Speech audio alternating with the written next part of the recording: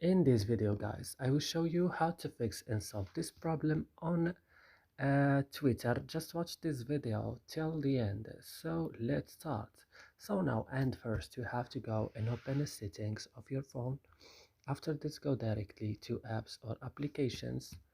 Here on apps or applications, you will go and search for Twitter. When you found Twitter now, just open it like this and then go to storage. And on storage, go to clear data, click OK, also clear cache. I use it before, and then for How much stop. time did And now the last things is going to Play Store and update your Twitter, and then you have to restart your phone. So that's it. I hope this video is helpful for you. Don't forget to like it and subscribe in our channel. See you in another video.